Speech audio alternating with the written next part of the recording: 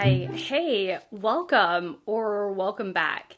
So today I have a stack of books that I want to talk to you about. My oldest son actually gave me the idea for this video. He wanted me to talk about his favorite books. Now, he's in third grade and he has some interesting choices, but I also wanted to compare his favorite books. He's right at that age where he's starting to read for pleasure, read for enjoyment of his own volition and his own accord. And as he's doing that, he's discovering his reading tastes, if you will, along the way. And so I thought I would contrast that with Ted, my husband's favorite books when he was a child, somewhere between third through fifth grade. When I was a child, again, somewhere between third and fifth grade. And the books that I would actually recommend to third through fifth graders now. Now, all of these books are strong recommendations. Some of them my son recommends, which is going to be very different from the books that I recommend. But I'm just excited to just go through this stack with you and to hang out. Now, if you're new, I often talk about books on my channel. And if you're enjoying the vibe, please subscribe, stick around.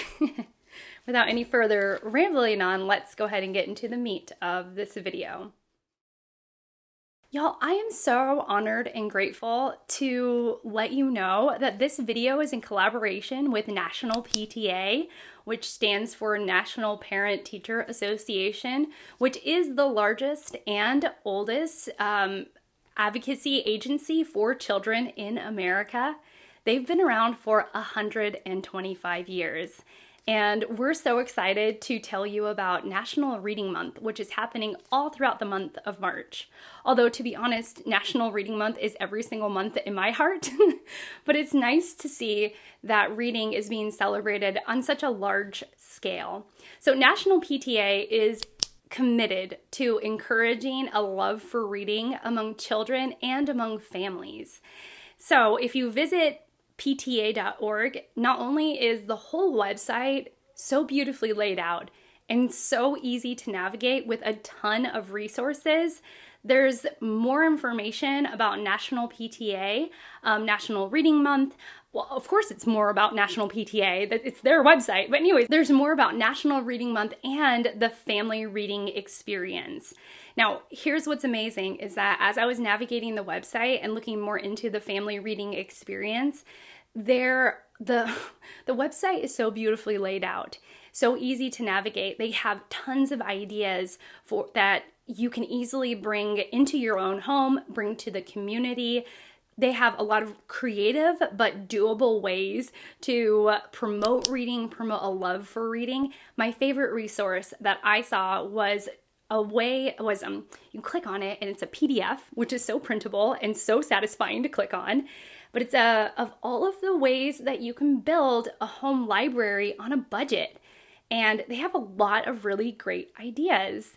So it's just a pleasurable experience learning more about what we can do with reading, but also a pleasurable experience interacting with the website. They also have a YouTube channel. National PTA has a YouTube channel, and I will leave them linked down below so that you can check out some of their videos, and I will definitely leave their website linked, which I would generously encourage, greatly encourage. I would encourage you to look and poke around yourself, because I learned a ton from it, and I think that it's a wonderful, wonderful resource. Harry decided to join us. On to the books. So we're going to start with Graham. Graham is at that age where he has fallen in love with reading, and he is reading quite a bit and definitely developing what he likes as a reader. It all started with this, Dogman by Dave Pilkey. Now, Dogman is a graphic novel format, and I think that this was what captured Graham's attention at first, because it was easy to read and easy to get through, giving him that sense of accomplishment when he finished. What do you want, Harry? Baby cakes. Anyways, I think Graham has now at this point read all the Dogman books. Huge hit in our household. He may have even read them all twice over. The next book is part of a series that Graham was so excited to read because all of his friends were reading it. And he just needed to know what the hype was about, which I'm loving. He's a boy after my own heart. And it is the I Survived series. Now, this whole series, it has... It's about an event that happened in history, from the destruction of Pompeii to the Japanese tsunami. So from ancient times to absolutely more contemporary times. And what it does is that it puts a kid at the center of that event, and he or she is your eyewitness to that event. And so I think Graham has really loved learning more about history, especially like more, I don't know, a time in history where things were different and that there's an event at the center of it. There's even one set on the Titanic. This one is about the Joplin tornado. So something sort of big and interesting is happening. And I think that gets him interested in it, but also the fact that it's being told through the perspective of a young person. So he can connect with these books on multiple different levels. This is so Graham. It's a silly book, and it is the 91 Story Treehouse. Babysitter Blunders. There is also the 13-story treehouse, the 26-story treehouse, the 39-story treehouse, the 52-story treehouse, the 65-story treehouse, and so on and so on and so on. It's a whole series. And for example, this one is about, it is a submarine sandwich shop that serves sandwiches the size of actual submarines. That kind of silliness grips Graham. I'm not surprised he likes this kind of book. But also, Ted has elegant choices. Ted has classy choices. Me and Graham are more on the same wavelength. But this has illustrations in the book, and they take up some space on the page. This is more, the illustrations remind me more of like Diary of a Wimpy Kid, and less of that graphic novel format that you see in Dog Man. Are you staying here or are you going?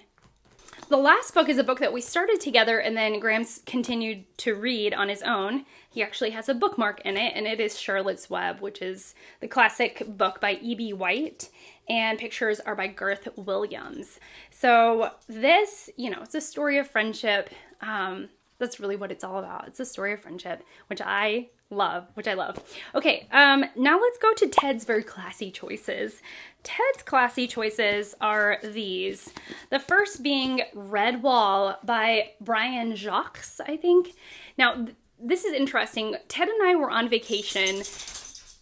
That's Harry. Ted and I were on vacation, and on this vacation, Ted got it in his mind that he wanted to reread a childhood favorite, and so we spent a good portion of a morning while on vacation trying to find him this book, and we indeed did find it. I think we found it. I'm pretty sure we did, although I don't know if it was this hardcover copy. It might have been a paperback. I don't remember. Anyways, because Ted really wanted to reread it. Now, Redwall is about a meek and mild-mannered mouse that is destined for greatness.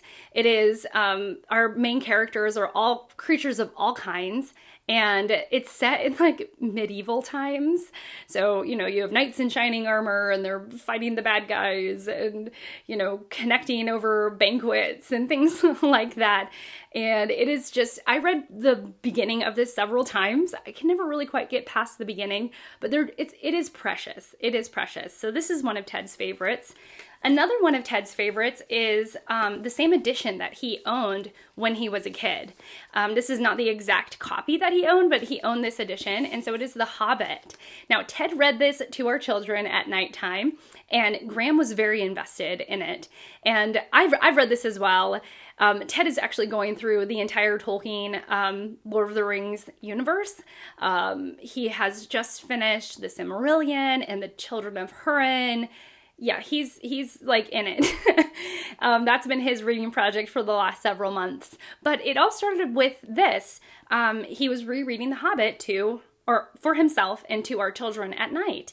And let me tell you, it was so precious listening to some of Tolkien's magical and wonderful words being recited, being read aloud in my husband's voice to our children as I was drifting off to sleep at night. So I just love it so much.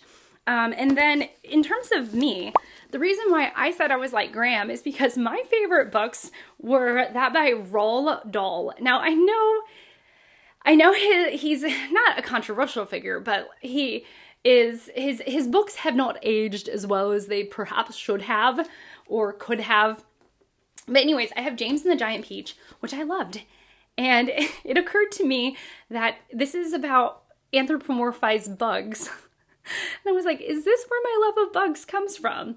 So bugs, you know, a little boy in a horrible situation, magic ensues, peaches get large, and he goes on an adventure with bugs that teach him lessons along the way. So very cool. And I remember really enjoying this. But the book, and I think I've read this as an adult, I also liked Charlie and the Chocolate Factory, but my favorite was Matilda, which I couldn't, this is not the exact copy that I had as a child, but it's very similar to the copy that I had as a child. My mom bought me this since I've been on BookTube. I think she saw one of my videos where I was lamenting the fact that I didn't own a copy of Matilda.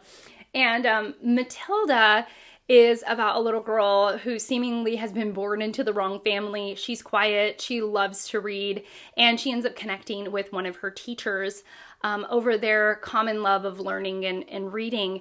And so I just, and of course there's a villain, and it's set on a campus. That might be where my love of campuses comes from. So, like, I love a book set on campus. Love that so much. And I just remember loving this and reading this book over and over and over again, and it being that book that just sucked me in every time and delighted me to no end. Now, those are the books that I loved as a kid. Now, as an adult, I would recommend anything by Kate DiCamillo. Now, this is The Tale of Despero. Again, mice. Living in sort of medieval times. Maybe not. But it is like mice, and there's dungeons and such, you know, that kind of thing. Anyways, I remember there's a snarky narrator. This is not my favorite DiCamillo book. My favorite, I don't know, do I have a favorite? Because of Winn-Dixie is amazing. It's about a dog that brings a community together. I also love The Miraculous Adventure of Edward Tulane, which is a phenomenal book. It is about a porcelain bunny who is quite hoity-toity and self-serving at the beginning, and then ends up learning lessons through life, and it just is a beautiful story. I've also read some of her more zany works, like Ulysses, Flora and Ulysses. That's about a squirrel and a little girl, I think. That one's a little more like off the wall and fun. But all of her books are written directly for that 3rd through 5th grade age group, and they're so good. She has such a talent for writing it for that age range in particular, and not writing down, but writing exactly the right voice and the right tone that a young kid would need to hear or need to read. It's so good and so engaging. Okay, and then the last book that I think that I would recommend to a 3rd through 5th grader is From the Mixed Up Files of Mrs. Basil E. Frank Wheeler. Now, this is by E.L. Conisberg. It's about a little boy and girl who run away, stay the night at a museum, I believe. And again, you have this, yes, they're at the Metropolitan Museum of Art. Anyways, they're on this adventure. It's about sibling relationships, you know, finding your place in the world, but also it has this snarky narrator narrating the whole thing that I think adds a layer to this that is undeniably wonderful. So yeah, that's it. Thank you so much for watching. Thank you, National PTA, for collaborating on this video with me. I'm so honored that you thought of me, and I hope to see you all in my next one. Bye!